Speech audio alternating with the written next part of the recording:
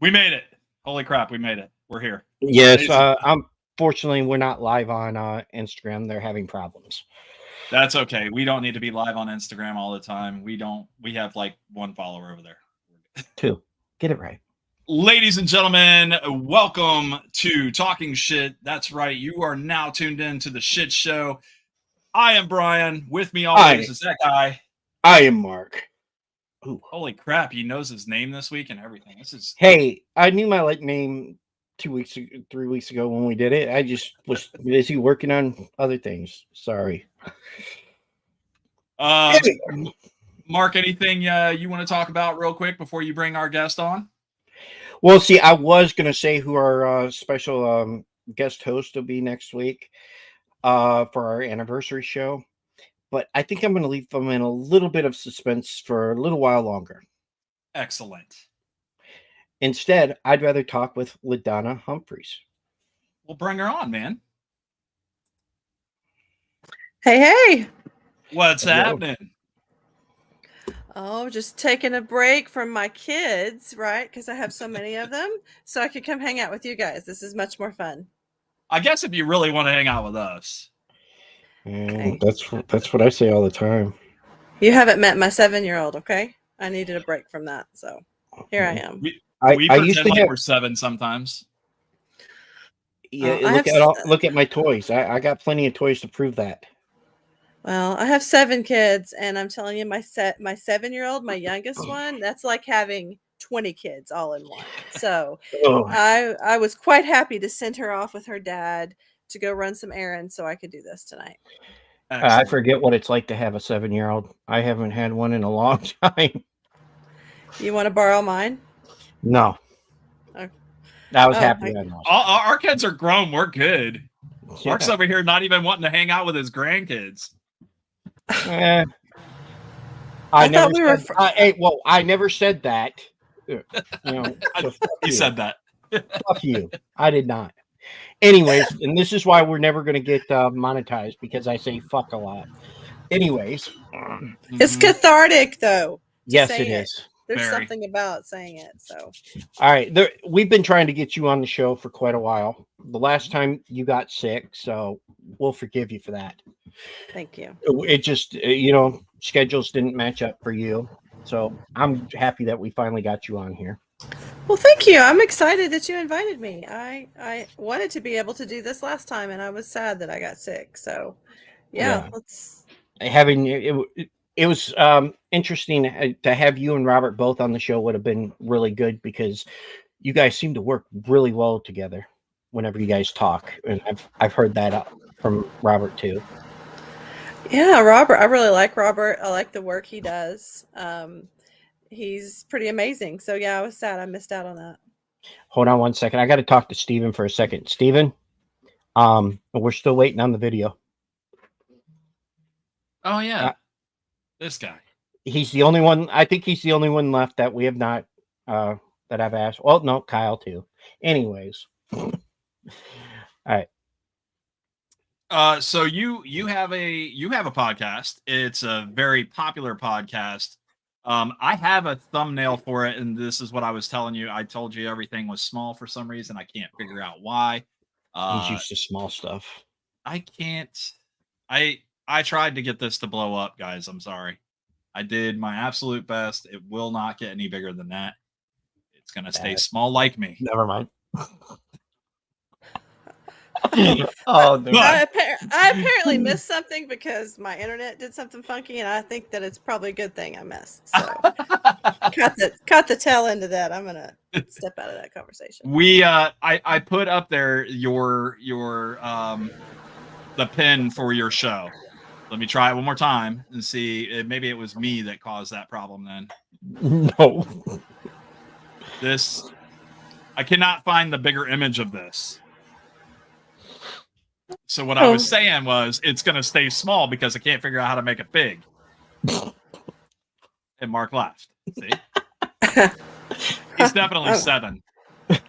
Yeah, I laughed too, though. So what does that say about me? But did you know I was going to say that's what she said, because if my wife would have heard that, that's what she would have said too. That's what she said. You know, that's not the only show I have, right? No, what's the other shows? I know Um, you host multiple shows. Is that correct? I have Deep Dark Secrets and I have Extinguished. So David McClam is my co-host for Extinguished, and that format is a little bit different. We take 4 weeks, so 4 episodes. We cover one case. Oh, So that's we're cool. relatively new to working together on that show, but it's been pretty cool. I've enjoyed working with him. He's got his own show too outside of what we do together. He hosts True Crime and Authors, and that show's pretty popular. So yeah, it's fun working on both those shows. So your plate is pretty full, is what you're saying.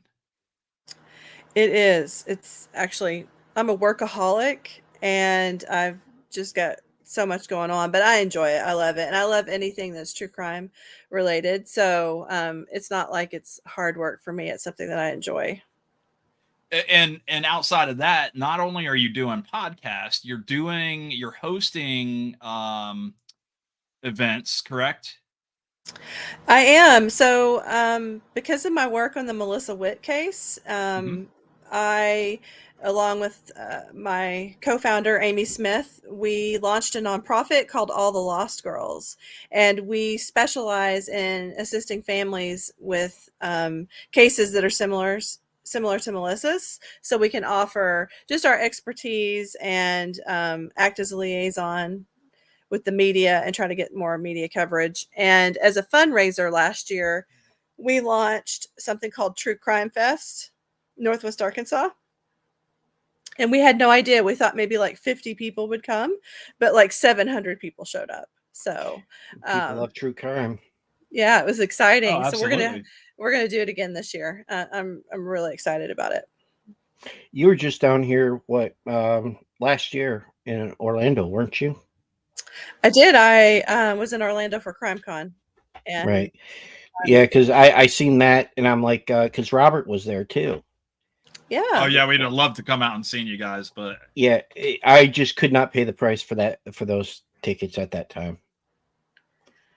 the tickets are they can be expensive for Yes. sure. It is a good experience. I encourage people, if you can ever go, to do it. But I go just to help promote the podcasts now that I have 2 of them, and they had invited me to speak about the Witt case, and so that was like a huge opportunity for me to reach a large number of people, and so I was excited to do that. now the Melissa, that's Melissa Witt's Melissa, case, right? yes, Melissa Yep. Witz. And Yeah. that case has And been that's what I want. ongoing for That's for a very yes, long time. and that's what I want to start off talking about. I think that would be the best starting point to talk about because I just watched the documentary that she did on Mhm. for that case. And oh my god, that if you watch it, it's only 45 minutes long, but if you watch it, there's so much information that they give, but there's so much information that's, you know, they don't give that you're like, what the hell? For me, I when I talked to uh LaDonna earlier, I told her I was like, look, I got questions about this case, and she was like, okay, well, I'll be happy to talk with you about it. So, uh, you know, the first one, because you didn't really say in the documentary what actually got you to interested in this case. Um, it's there's not a real short answer to that, but what I can say is that I had another nonprofit called Let's Bring Them Home. We offered support to families on a national scale that had missing loved ones. When NamUs came on the scene, which is a government database, and they offer case management as well, our services weren't needed.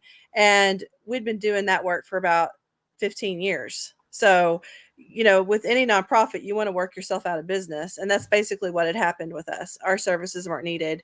So we wanted to finish off really strong. And several people on my nonprofit board were journalists, and we wanted to do a documentary.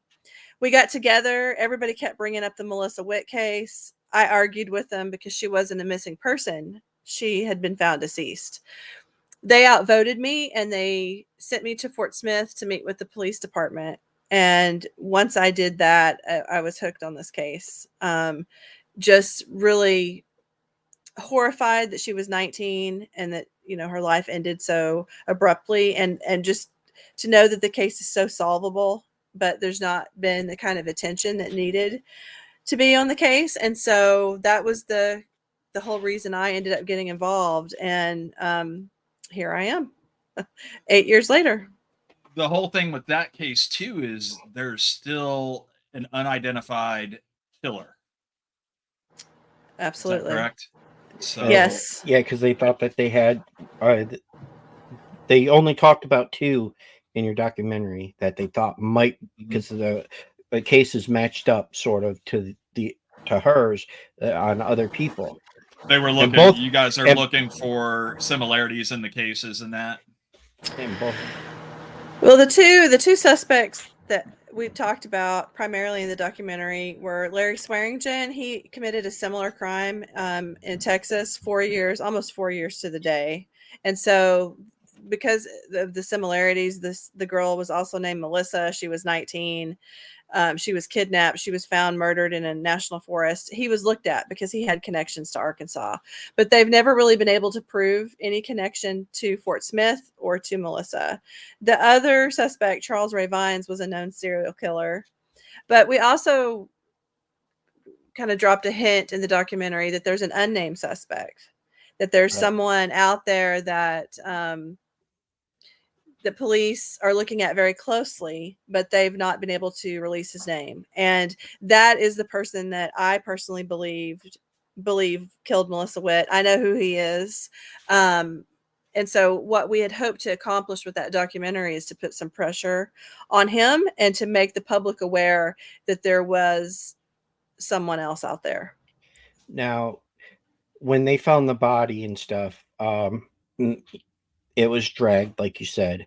But do you think it was actually the killer that wanted her to be found? That he went back, he kept going back and looking, or do you think it was actually somebody else that pulled her forward? That's so hard to say. That particular area of the Ozark National Forest is really remote, and the people that live out in that area, some of those folks don't even have electricity. There's a lot of drugs that are out there, as you can imagine. A lot of people that are out there because they have a criminal record and they don't want to be around anybody else. That's just the way it is. And so it's really possible that somebody like that already had a record and was scared, found her, but wanted to have some closure for her mom, move the body. I mean, that's a possibility, but I think the likelihood is the killer moved her body, and it would have been very gruesome for him to do this. I mean, she'd been out there in the elements for almost 6 weeks, and I won't go into a lot of gory detail about that, but it would not have been an easy task to do what they did. And so it could go either way. I think more than likely it was probably our suspect feeling pretty guilty about what he had done.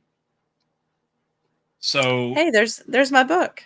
This is the book about that. So this is your entire story of from your standpoint where you're at. Does it give us that indication of who you think that killer is?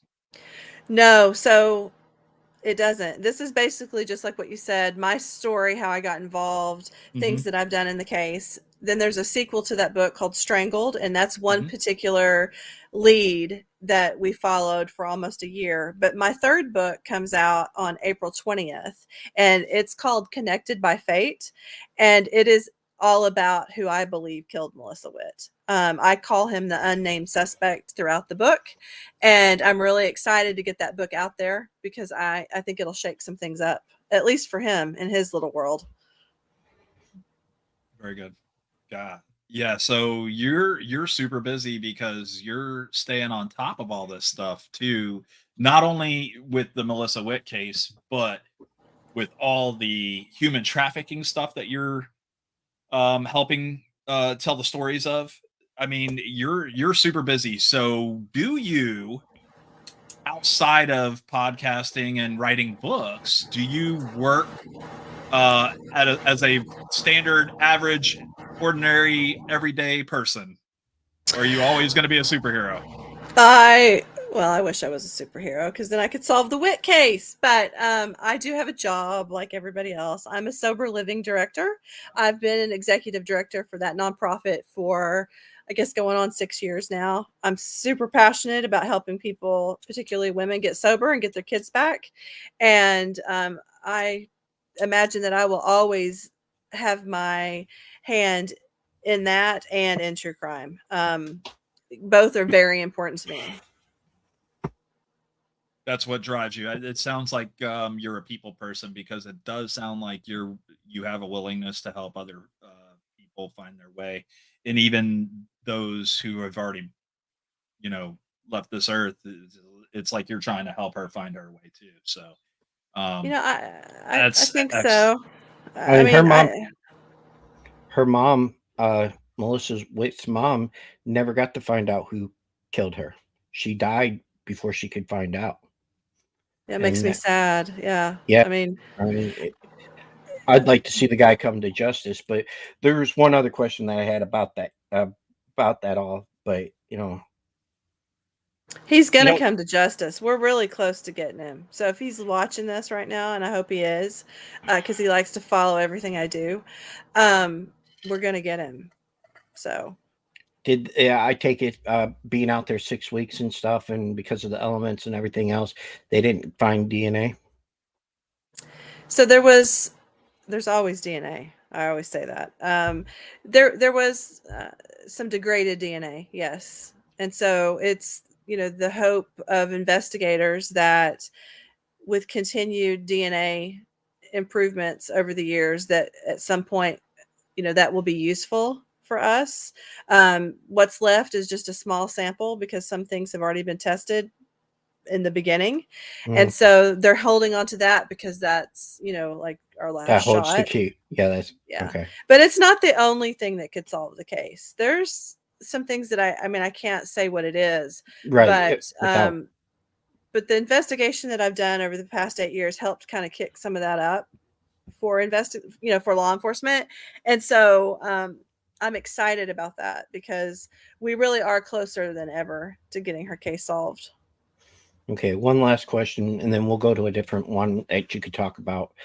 Um, Now, for me, the only thing that it is weird for me, and I know that the mother had nothing to do with it or anything like that, so I'm not trying to say she did, but knowing that your daughter didn't show up to the bowling alley, wouldn't you have scoured the parking lot, trying to notice a vehicle or see if something? Because if it's not like your kid to run off or something, wouldn't you do that? I mean, that's how I So am. no, and I understand that. And people ask me this a lot. But when she left that note for Melissa that day, they'd argued that morning, then they went their separate ways. And then Marianne left her a note that said, "Hey, I'm going to be at the bowling alley tonight. Why don't you stop by? And I'm sorry we argued. Come have a hamburger and watch me bowl." When Melissa didn't show up that night, she didn't think anything of it. She figured that Melissa hadn't come home and seen the note yet. She figured that maybe Melissa had gone out with her friends, and the bowling alley was packed. There was a lot of cars there. It wouldn't have been easy for Marianne to have just seen her car where Melissa's car was parked. And it was just a different time then. It was the 90s. The Witts were very religious people and very naive to the ways of the world in terms of crime and what could happen. And so I think all of that was just a perfect storm, because she just didn't think to do it.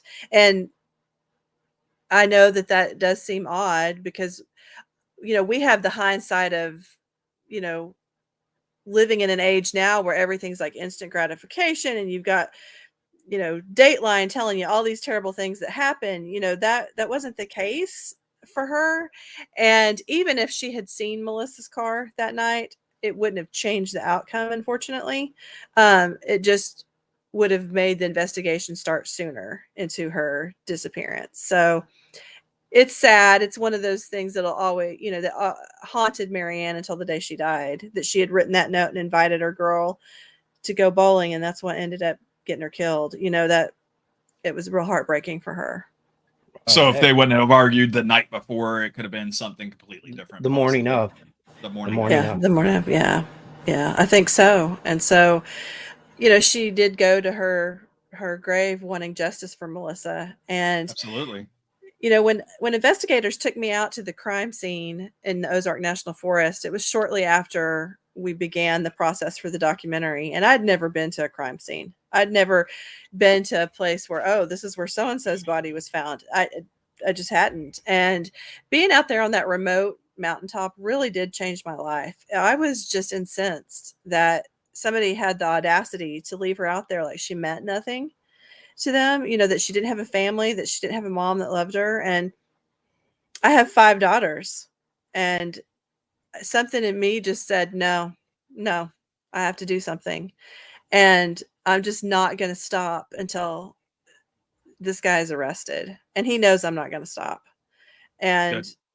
I'm just going to keep doing what it takes. And I really think that this is the year. I had lunch with a friend of mine who is an ex FBI agent, and he looked me in the eye and he said, "This is the year. It's going to happen. All of this work has led to this moment because we are just so incredibly close." And I don't mean to cut you off or anything. You know what's interesting though? The last time Robert was on our show, not too long after that, they actually, Mark actually got arrested. And yeah, maybe this will be good luck for her too. I hope so. I mean, I every time my phone rings, every day when my phone rings, I think, is this it? Is this the call? The retired detective on the case, he's been on the case from day one, JC Ryder. He and I are incredibly close friends. And when he calls me sometimes like 11:30 or midnight because he's got some idea, I see that on my caller ID and I'm thinking, "Oh shit, this is it. They've got him." And it's been really interesting to live your life like that for so many years because, I have put my heart and soul into this investigation. And I hope you're right. I hope this is the good luck charm to push it to the finish line. I hope he rots in hell for what he did, because I mean that was just bad enough from what you said on the documentary, and now I'm going to have to read your book. Great, another book I have to read. Well, it's on audiobook too if you want to listen to it. Yeah, no, I can't do that anymore. No, Mark actually passed the 3rd grade, so he's excited that he can read. Fuck you! I passed the 6th grade. I can read better than that. Oh, he can read real good. I can read real well. Better. Real well. Hey, I can read real well. That's funny. Well, I would be honored if you read my book. So my second book, Strangled, it's much darker than the first one. It's about the death fetish community. So, sometimes people will read it and they'll be like, "Oh shit, I didn't know about that." And yeah, it's awful. What is the death fetish community? Yeah, I was going to say, let's talk about that now. Oh gosh. So death fetish is essentially where people glorify the murder of primarily young women for sexual gratification. And, a tip came in on the Witt case that this girl was asked to pretend to be strangled in a movie and wear a Mickey Mouse watch. It seemed like it was similar to the Witt case. And that's kind of what took us down this rabbit hole. I had no idea that death fetish existed when I found these seedy little online communities of these. It's primarily men. There are some women involved, making these movies and drawing these pictures and talking horribly about women. I said, "Neon, no, I'm not going to put up with this." And so I've been fighting death fetish, and those little, I'm going to cuss here because there's no way around it. I mean, but these fuckers hate me. They hate me, hate me, hate me. But I've successfully seen 3 of them arrested, and I've successfully seen 9 websites come down. And so I'm going to keep doing that work because I think it's worth it. Now, back when we first met you in Deep Dark Secrets podcast, I think almost a year ago. I think you had a partner that was working with you on some of those cases too. Is that right? Alicia? Yes. So she and came on and was the co-host with me for the first season for Death Fetish, Yep. and then her part's kind of over, and so our second season is now on human trafficking, and that's when my the permanent co-host stepped in, and her name is Amy Smith. Okay. So we'll have to check out Amy as well. Because she is so the entire podcast that airs on anywhere you can listen to podcasts. Is that right? Yes, every Monday we drop new episodes, and our Death Fetish episodes are from last year have been incredibly popular. They still get. I mean, we're getting thousands and thousands of downloads, a week, because I think people are just so appalled to know that Death Fetish is real. But we're glad that we have those episodes, because now that we're covering human trafficking, then people keep listening to the other work that we're doing, and which I think fighting, human trafficking and exposing it is important too. So Sure. it's work that I'm proud of. It's scary. I mean, it's scary to know that stuff happens, but we just want to try to expose it and do what we can to help educate people so maybe they can prevent it. With the human trafficking, do you guys touch any on the island at all? Do you know what I'm talking about? Yes. Oh yes. We have several episodes on the island. So check it out. Gotta check it out. Damn it, that's another one I gotta watch. Listen to. God damn. There's not a book there yet. Yeah, give it a little bit. Somebody will be.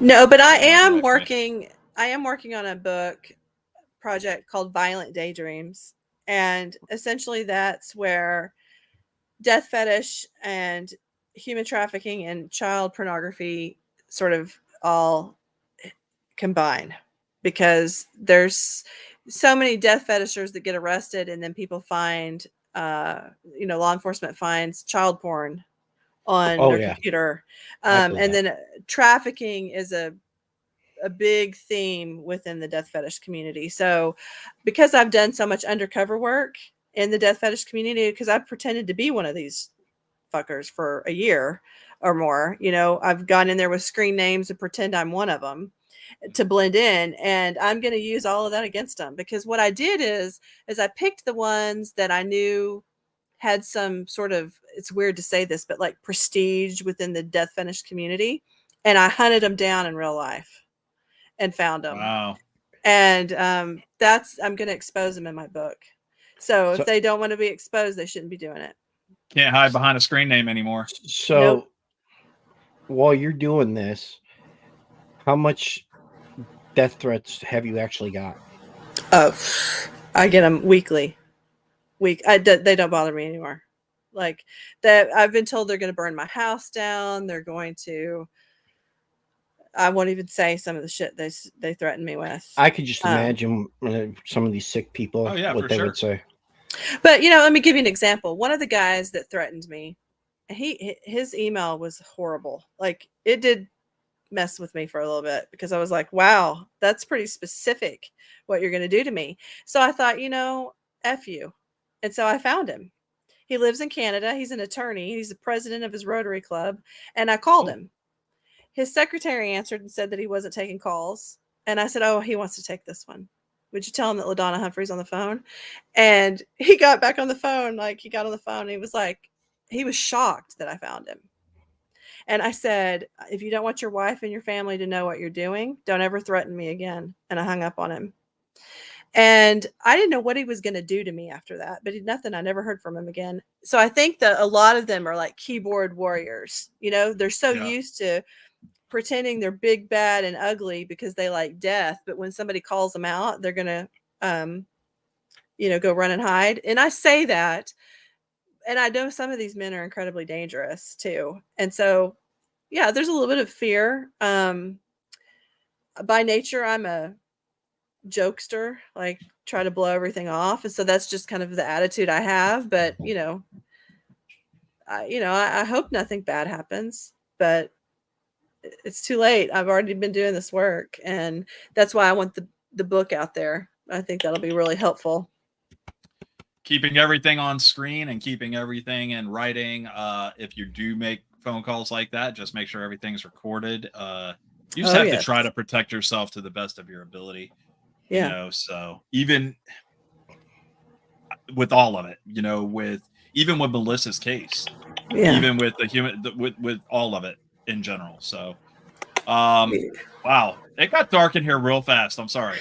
No, it did. I mean, and that's just part of it. You know, I never set out to want to be involved in the death fetish community or even know what it is, but because it intersected with the Melissa Witt case, you know, here I am. So, I'm reading what Steven said. He knows this.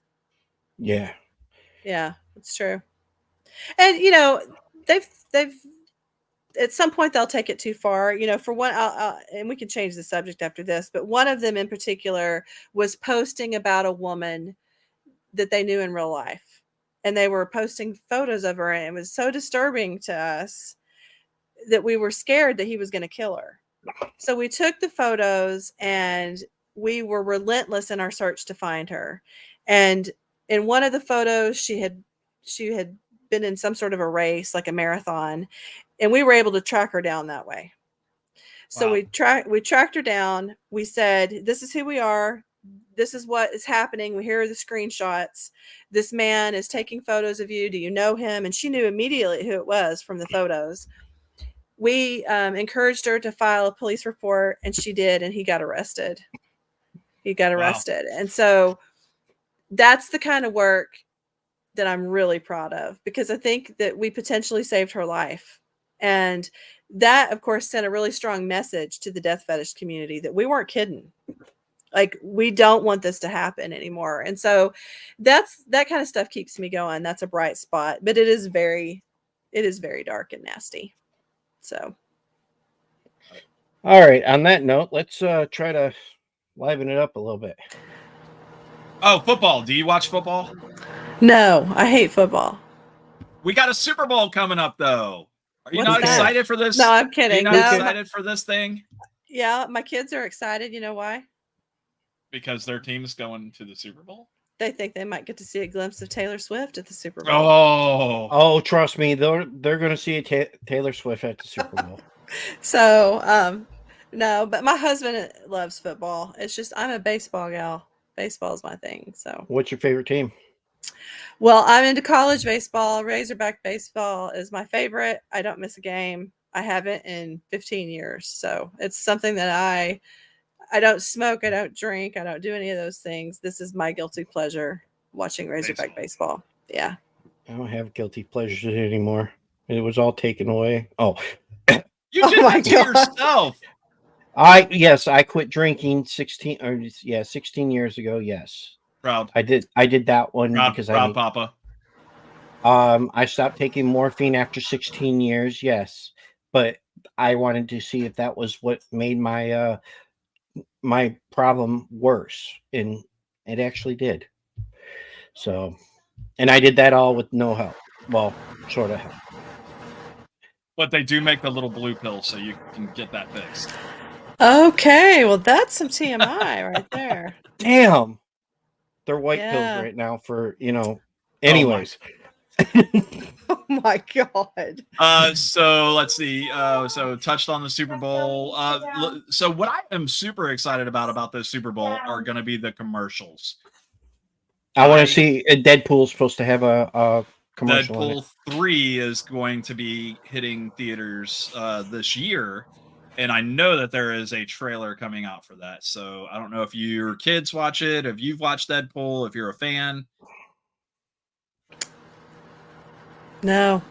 No. My husband might be, but no. I feel bad. Do you guys watch the superhero movies or the comic movies? Any? My son and my husband do, but I don't. Then they know who's a better husband. Yeah. He'll know who Deadpool is. Okay, I'll have to ask him about that. It's Ryan Reynolds. That's all I'm gonna go with. He's funny as fuck. I mean, come on. I love his movies. Okay. Yeah. Ryan Reynolds. There you go. All right, I'll ask him about it. So if you can't tell, right here, I'm a Lions fan and a Michigan fan. Yeah, I can admit that. Those dirty little secrets. Oh Yeah, he Michigan. wouldn't talk. He wouldn't talk to me the other day when the Lions were playing. Oh fuck you screwed me up. You started talking to me at halftime. That's what fucked Totally me my all fault. up. That's all your fault. So I know we did touch on your shows and all that, LaDonna, but how did you decide, you know what, I'm just going to do a podcast. We're going to turn this into a podcast. And how did all that start? So my first podcast was Deep Dark Secrets, and after I was doxxed in the death fetish community, I was really scared, I think. I can hear somebody talking.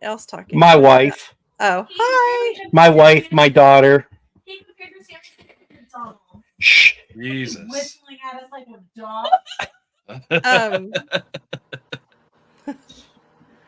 So I got a little bit nervous because they had doxed me in the community, and I decided that I was going to dox them right back, so to speak. So we launched Deep Dark Secrets, and that's when we started naming names, who producers were. And nice.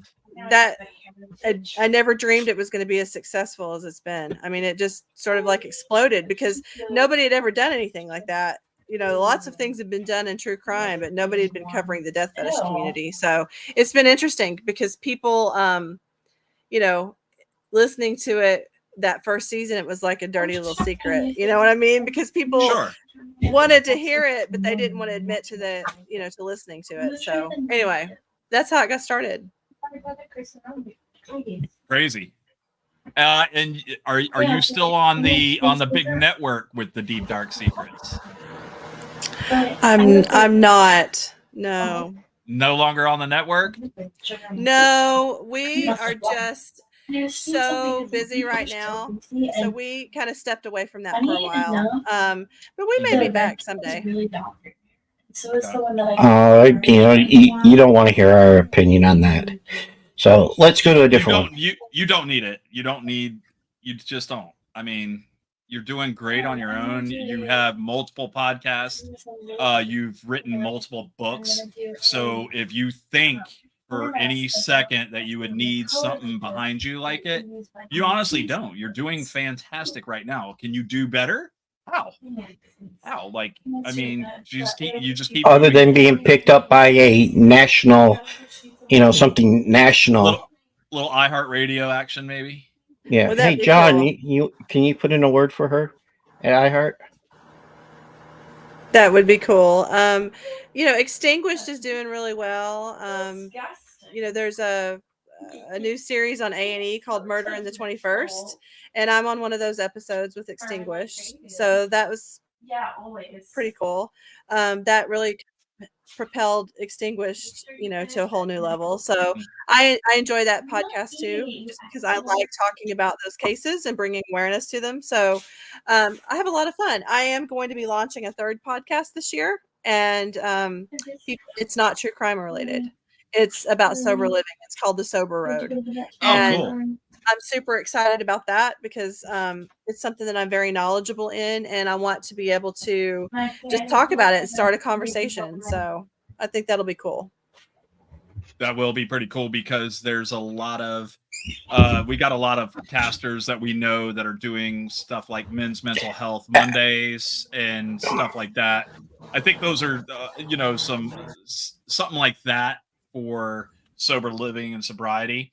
We have somebody on our show that actually works at a sober living in a different state. Oh, okay. Yep. It's important work. It's hard work, but it's important work. So I thought, what we're wanting to do with our podcast isn't really being done. So we've been working behind the scenes to put it together, and I hope to launch it in March. Well, so what made you decide to actually get involved in the sober living? I know that you said earlier it was to help women get back their kids and stuff like that, but was there another thing that got you into it more? So I have 7 kids, and I've adopted 5 of those kids out of the foster care system, and all of their parents were addicts. And, as much as I love my kids and I'm happy to, you know, give them everything that they need, what they needed more than anything was their biological parents to be sober and to have, every chance possible to be able to be sober and productive and get their kids back. And so that's what makes me passionate about this job. And that's why I do it, because I've seen the other side of it. And my kids will always have some sort of a hole in their heart for their biological parents. And, that's why the mission of my nonprofit, which is called Oasis of Northwest Arkansas, is so important, because we work alongside these women, help them with their DHS cases, and help them get back on their feet. And so if it's possible for them to reunite and safe for them to reunite with their, kids, then that's what we want to make happen. So, But I bet you see it a lot. Sobriety is hard. It's not something that you just go to sleep one day and say, I'm gonna get sober, and then the next day you're sober. It doesn't happen that way, right? So it's a process, right? it's a process. Sometimes these women are in my program 2 or 3 times before they get it right. So, sometimes there will be the person who says, I want to get sober, and they do it the first time, and, then they're sober 15 years later. But it is a process, and it's a lot of hard work. And, sober living is not for everyone. But if you are that entrenched in an addiction, particularly methamphetamines or opiates, Oh yeah. it's really, really your only chance, because it's that or a coffin, truly. So. Yep, we've seen Yeah, it all too often. Yeah, I've seen it in my family. yeah, it's, I've lost a lot of people. I mean, I have a tattoo on my leg. It starts from my foot and goes all the way up to my knee, and it's a vine. And there's, for every flower on that vine, it's someone that I've lost in recovery. And Wow. they've gone back out to addiction. And that's the hard part of my job, because sometimes you see women be sober for 3 or 4 years and then go back out. Excuse me. And Because that often, it often kills them. So. and normally because they hit a some type of hard patch or something that makes them want to go back out there and do it. Yeah. So, but I mean, we're doing good work with that. Yesterday I got the keys to a new space that we're opening. It's called the Freebird Center, Resource Center for Families. And essentially we'll be offering wraparound services to men and women and their children if they've Perfect. been impacted by addiction. So I'm excited to see what happens with that. I think you're like I said, I think you're in a good spot where you're moving forward and you're helping a lot of people. Um, do these people listen to any of your shows? Do you give them the literature or anything, some of your books, any of that? To No. just to try to pull them away from what they're doing and be like, listen, trying to save you. Um, it's a I try to keep the 2 things separate, but it doesn't work out that way. A lot Mhm. of the people in the recovery community do listen to my podcast, and they get a big kick out of that, because, they see hard ass LaDonna who says, you have a handbook, you got to live by it. I'm going to kick you out of this program. They see me in a completely different light. And then on Mondays, when they listen to my podcast, they're like, who is this woman? She's fighting death fetish behind the scenes, And so, I think that's been fun in a lot of ways. I do just try to keep it separate. I don't typically tell people, but I don't know, a lot of people in the area know. And so that's been it's been fun to navigate, so. Yeah. You've we're gonna talk about some of your accolades right now, your recognitions and stuff.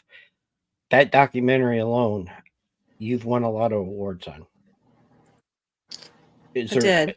is there any special award that means more than the others? I know that the documentary itself means the most. That's the rewarding part, is telling your story or telling Melissa Witt's story. Um,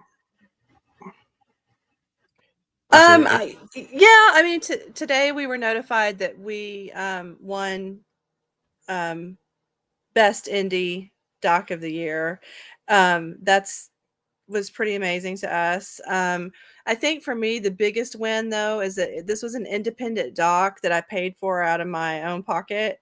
That I filmed, I did all of it, I wrote the script, did all of these things, right? And Amazon Prime picked it up. Like that doesn't happen. That not with Wow. an independent doc. They don't take them anymore, and they liked this for some reason. And I cried for days after that because I listen to me. I'm going to get emotional. Slap me. Because it gave Melissa's story this huge platform, like Amazon Prime. Are you kidding me? And then Tubi picked it up, and that was like, wow. Those are. I think I'm most proud of those things. That's all from Melissa. And I never dreamed that we would be as successful as we've been in the film festival circuit. Like that's just crazy. But every time we get notification that, we've gotten another award, it's like, that's another group of people in the country that watched Melissa's story. And oh gosh, I don't want to get emotional, but I want so much for people to remember her, right? She was so much more than a murder victim. She was a 19-year-old girl that had these hopes and these dreams. And I'm not going to let him steal that from her too. And so I hope that with the continued success of this film, when the bastard that killed her, every time he sees that it's gotten some other award, that he just gets even more nervous because the story's not going to go away. We're not going to let it go away. Or he gets off on it more. I don't want to think about that, but it's possible. It probably. I figured he was probably going back there, every few days, anyways, just to check on her and tell him what he, I think if he's that sick, I don't think that he would have put the body out there. I really don't. I do after because of it being decomposing as it was. I think there was more to it, but like I said, watch the documentary. Tubi's free to watch it. Yeah. That's what I watched it on yesterday. And we put it back. We put it back on our YouTube channel too, so it's there too if you want to watch it. Well, I see. I didn't know that. That's just recent. Another big story that gripped headlines and they did a whole huge documentary on was the Stephen Avery case. Any input on that one? Oh gosh, that's a can of worms right there, isn't it? We haven't heard anything else. It's a labyrinth. There was making a murder, and then now there's conviction. Right. So, we haven't seen anything else. It's out of the headlines compared to what it was. What 4 or 5 years ago? Yeah, we did an episode on that on Deep Dark Secrets because one of Stephen Avery's family members was into death fetish, and we did the work and got a lot of documents, and you should listen to it because it's really interesting to know that there was somebody that was living there in that family compound that was heavily into death fetish. We can prove it. He was looking at it at the day that Teresa Halbach died, and I think he's lying about his involvement in her murder. Great. You're just gonna make me listen to you. Listen, I hope you have a lot of time. I really do, because when you start listening to these podcasts and her stories about these folks, it doesn't leave you with an answer because you want more. And that's just the way it's going to go. Look, when we had Robert on the Broken System podcast, when we had him on, what happened? I was listening to it every week. Day. Same. And I get it. He left me on cliffhangers every damn time. And I had to, I would message him. I'm like, damn it, look what you did. He goes, I got you hooked. We love it. We love it and we hate it at the same time. We're like, us as the listener, we absolutely 100% want the answers. And we know you're going to get it for us. We just, can you get it there a little bit quicker? Because Please. Well, it's so interesting that you say that, because with my first book, The Girl I Never Knew, what's interesting with that is that people either love it or they hate it. It became a bestseller. I'm excited about that. But the people that love it, they love it. The people that hate it, they fucking hate it, because there's not an answer. Like, who killed her? Like, how could you write a whole book? Or I have people say, why'd you write a book about a girl you didn't know? That kind of stuff. So people are so weird, and I'm not calling you weird that you want an answer, but just, you can't always give it to them. And I still think that those stories need to be told. Oh, And yeah. so that's, I'm kind of the queen of that storytelling. Like, it may not have an immediate answer for sure. Okay, I'm gonna buy the damn book. Okay, thank you. Just you want the because, book, or are you going to do the audio? no, I'm gonna do the book because I'm gonna ask LaDonna, and I'm gonna buy the book anyways. But if I buy the book and I sent it to you, would you sign it for me? Yes, of course. I would be happy to do that. Okay. And talk to me offline. I'll get you a book. I can Okay. do that. I can do that for you. I'll get you one. And so, yeah, tell me what you think after you read it. So I will. It won't take Mark long. I mean, he did. What was the last book you read, and then you were like, "Oh my god," that was one of your horror books that you liked. Halloween. The second. No, Halloween 4. I read that in a day and a half. I'm trying to read Silent Night, Deadly Night, but I just can't get into it. I even have. It might sound weird, but I like autobiographies, anyways. But I wanted the book from Matthew Perry, and my daughter got me that for Christmas, and I haven't read that yet. Now I got to sit there, and there's more books that I got to read because my daughter got me into the Percy Jackson series on Disney, and that was a great series. Now I want to know what else happens. Oh. So, Mark, how many JFK books do you have? 20. wow. 26. Yeah. JFK is my hero, or is one of my heroes. My other hero was my grandfather, who passed away 2 years ago today. Oh, I'm sorry. He was 90. Oh, shit. 90. He had a long life. Yeah, he was a World War II vet. He was great. I have a bunch of video. I put a video online on Facebook about with him, and then one on TikTok. Oh, my grandpa, both of my grandpas were my heroes. Loved them so much. So I didn't know my dad's father. He wasn't around. No, well, neither was my father, but that's a different story.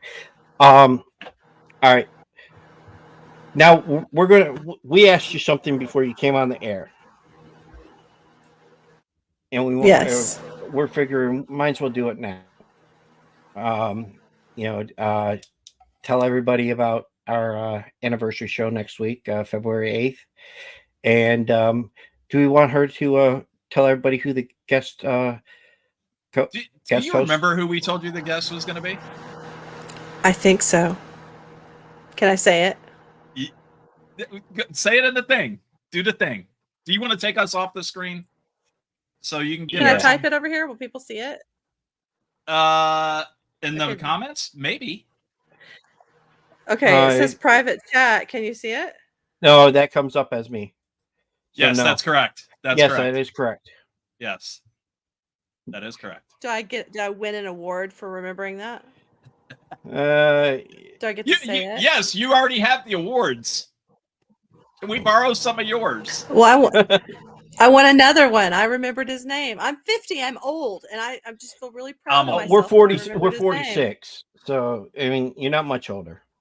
Well, we'll just wait till you hit 50. Okay, it sucks. Yeah, I already forget people's names, anyways. All right, so we're gonna pull us off the screen. We're gonna let you do your little thing and say, "Hey, on such and such day, blah blah blah blah." It's talking shit, anniversary show, etc., etc. And you can tell people to come to your show and listen to it, if you want. Well, we're gonna do that anyway. We're gonna put that on. Right. Yeah, we always do it. We always. Okay. Do you want me to do it now, or it's gonna? Oh, hold on. We're gonna pull each other off. screens. Hey, this is LaDonna Humphrey, and I'm the author of The Girl I Never Knew, and I also have a documentary called Uneven Ground, the Melissa Witt Story. And tonight I was a guest on Talking Shit, and they are allowing me to make a big announcement about their anniversary show, which is February 8th, next week at 8 p.m. Eastern Standard. They have a special guest host, and his name is Bryce Tucker. So make sure that you tune in to Talking Shit. That was perfect. Very good. Perfect. I really like that. Really And like you did that. it without Okay. You did it without messing up, because some people have to do it a couple times. They're like, yeah, can I get a do-over? Yeah, sure, no problem. Go ahead, as many times as you need to. Oh, well. So, True Crime Fest. That is something. I knew Todd was going to say that. I knew he was. What did I miss? Shut up. Oh, I did not need to see that. Okay. Come on, Todd. Grow up a little bit. Okay. So going back into this, True Crime Fest. This is a festival that you host. Is that right? This is one that you help put on.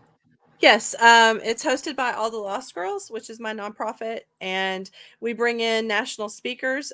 Nick Edwards from True Crime Garage is going to be there this year. Lance Rensterna with Crawl Space, and we're going to have Robert there. I'm super excited about that. All kinds of cool people are coming to True Crime Fest. It's August 2nd and 3rd in Fayetteville, Arkansas. No Arkansas jokes either. I don't want to hear them. So just save them. I didn't say anything. My mouth's closed. Just making sure that nobody did it. I don't make fun of Arkansas. I only make fun of Ohio. But I say that, like, don't make any Arkansas jokes, because people always say, oh, do you wear shoes in Arkansas? And I get real defensive. But here I am on the show tonight, and I'm not wearing shoes. So I'm not wearing shoes. Hey, okay. Hey, let your feet breathe. There you go. How's that? We ain't looking at your feet tonight. We're here having a conversation and just enjoying one another's company. We're lucky that Brian's wearing pants. Yeah, this. Yeah. You gotta call me before you come over. I'm just saying, you can't come over and expect that I'm gonna be in pants. Typically, I'm just walking around the house in my underoos. So. Okay, well, I'm gonna make a note of that so I do not forget. Dude, I still call you, and you still do it. Whatever. And then CrimeCon. That's the other big one that one you're a part of. When is the next CrimeCon for you guys? There's two. I'll be going to CrimeCon UK with both my podcasts, so I'm pretty excited about that. And I'm going to be speaking about the Witt case, and I believe that is in September. I don't have the date in front of me. And then CrimeCon US will be in the summer, and it's in Nashville, Tennessee. So I'm excited about that too. I love to go and meet other creators, and I love going to talk about these cases and meeting our fans. There's a ton of people that listen to Deep Dark Secrets, so that's always fun to see who those people are and what they think about the show. So I like the ones especially that wait in line for like 20 minutes to meet you, and then they meet you and they're like, I hate you. What? No one ever says that. Oh, yeah, I bet you they do. Oh yeah. A couple of people did. They said I was annoying as shit. Okay, then why are they listening to you then? Well, I said, but you still listen. You want a t-shirt? And I gave him a t-shirt. But people are so funny. It's just, you just never know. But CrimeCon's a great experience. So if you guys can go, you totally should. One of these days I will. I wanted to be the Orlando one, but Mark, listen, we broke. Can I hold a couple of dollars? We need to start I'm broke too. We need to start making money off our podcast or our podcast, whatever you want to call it. I guess you better step up your game or something. Start doing some editing. Hey, I need only 94 people on mine, just my profile alone, to start making money. Good luck for Facebook. Good luck. I know. I wish you the best of luck, my friend. All right, LaDonna. Before we let you go, do you want to just shout out one more time where our fans, where our viewers, mom and dad over there? You guys still listening? Okay. Where everybody can find you. And hopefully you had a good time on the show. If not, it's all that guy's fault right there. His name is Mark, and you can find him. I'll give you his address if you stick around after in the green room. I'm going to give her my address anyway. She said she's going to send me a book. That's right. No, she's coming to kick your ass, bro. Oh, yeah. That's true. Well, if anybody's remotely interested in anything that I'm doing, the best place they can go is to LaDonnaHumphrey.com, and it's all there. You can click on the tab for books, podcast. I've got some upcoming documentaries that I'm working on, so lots of cool stuff. Perfect. Nice. Perfect. All right. Mark, you got anything else? No. LaDonna, we asked you for an hour of your time. You were super gracious and gave us an hour of your time. We greatly appreciate you. Keep up everything that you are doing. You are like a freight train going hard. So I really commend you on that. And we love seeing. I can't wait to see what she does next. Yeah, that's exactly right. Wait till you see my next doc. It's going to blow your mind. But thanks for having me. This was fun. I hope that you'll invite me back. And I would like to invite you guys to be on my show. So maybe we can, anytime. That would be a lot of fun. So it's been a long time since we've been on somebody else's show. Well, it might be fun to have an episode where we talk shit about Death Fetish. That'd be fun. I'll have to read up on it. I have to do a lot of homework, aren't I? No, I can help guide that. So pretty easily. So, but yeah, let's talk some shit about them. You got it. All right. Thanks for having me, guys. Absolutely. Thank you. Have a good night. See you later. You too. What did you guys think? LaDonna Humphrey, Deep Dark Secrets, oh my God, the name of the book, Mark, Strangled. The Girl I Never Knew. And The Girl I Never Knew. And what was the other podcast?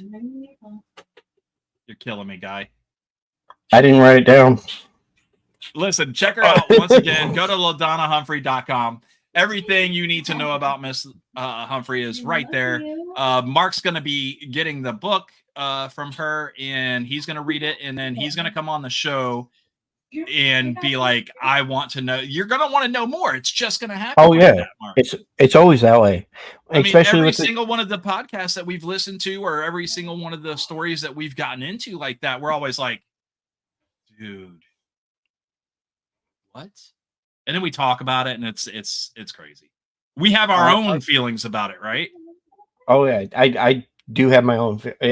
It's one of those things that you're like, damn, that person could have done it, or this person could have done it, or you have people. But you guys are looking in the box. I mean, I look at things outside of the box. Like I look at little things. You also have law enforcement and the Navy and your background, so you're always looking at different ways of looking at it.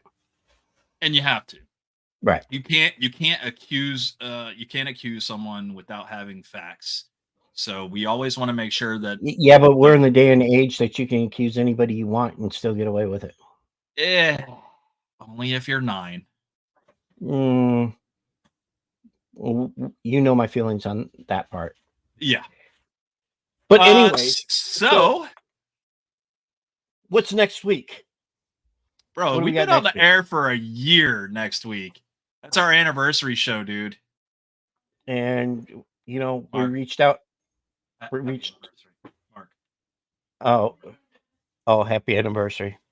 Yeah, fuck that. What's the name of it's the Melissa Witt story. Yes. I'll put it out Todd, I'll put it out on Facebook for everybody.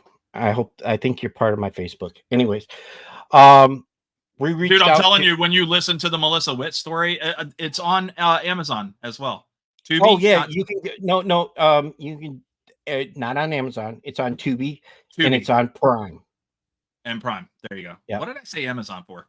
Sorry, I don't know, because the book's on Amazon. Put in Melissa Witt on Tubi, and you'll find it.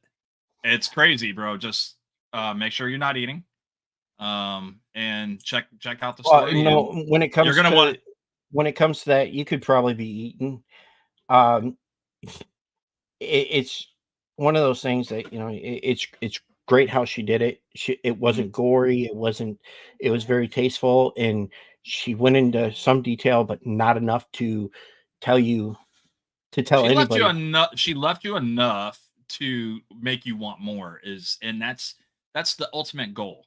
And hopefully we can find that point one day in our story, Mark, to want What our story? fans and this one right here. Oh, this one. Oh, Yeah. okay. I'm trying Anyways, to get people to come back and see us. okay. Next week, we reached out to a friend of ours to be a guest host, and we wrapped our. We tried to figure out which one we wanted as our guest host, and we picked Bryce Tucker because, well, he didn't get to shave my head. And the dude's funny as hell. But I would like to also reach out to some of our former guests and see if that they want to come back on our show. So let's see what happens. Maybe we can get that, and then we'll see what happens then. After that, on the 15th, we'll have Kyle Flett from which it used to Flett. be Returning to the Living Flett. Yeah, I was going to say that. Yeah, can't say that anymore. And then on the 22nd, I believe it is, we're still debating on that one. And on the 29th, we'll have Jamie Hill on the show. Jamie Hill was supposed to be on the show, got sick, had an issue or something. Her mom got sick. And so so hopefully her mom is doing a lot better. I believe Jamie told me that it's going to take a little bit, but she'll get better. But February 29th, leap year, Jamie Hill, it just sounds good together. So, and then we'll figure out the 22nd. We still need a guest, or maybe we'll do something different. Well, we keep doing these open mic challenges, but nobody's stepping up to the plate. I think a lot of people are scared. I believe so, but I think we're going to take. I want to do take a page from our last guest and do a mental nonsensical health. Yep. I want to take from theirs. You want to do something mental health wise? Yes. Boy, oh boy, we're gonna need some help with that one. Maybe we could reach out to nonsensical nonsense podcast. Right. Well, I was trying to remember the second name. Come on. But let's see it's what a happens. tongue twister, my guy. Reminds me, they gave us 2 videos. Oh. One from Glit and one from Jeff. Yeah, Jeff. Jeff and Glick. Okay, Yeah. got it. They both did one separate. So. Oh, that's fantastic. But every day this week every day up to the 8th, I will be running videos of people telling us congratulations. Dude, I know why Jeff I know why Jeff made his own video. I want to hear your theory. He's still trying to get it on top of the pyramid, bro. Oh my god. I think I'm going to save that one. Guys, if you don't know what I'm talking about, go back and watch or listen to that podcast with Nonsensical Nonsense. It was absolutely fantastic having those guys on the show. We are pretty positive that they are us from an alternate universe. We're going to figure that part out, though, right? Right, Mark? Yeah. Except that I don't work, and they both do. All right. You got anything else? I'm good. I believe that's it. Well, until we see you guys next week for the anniversary show, my name's Brian. I'm Mark. Mm-hmm. And, well, of course, you gotta hit the stop button. No, I gotta hit the outro. I just didn't have it queued up yet. And we're out of here. See ya. Have a good night.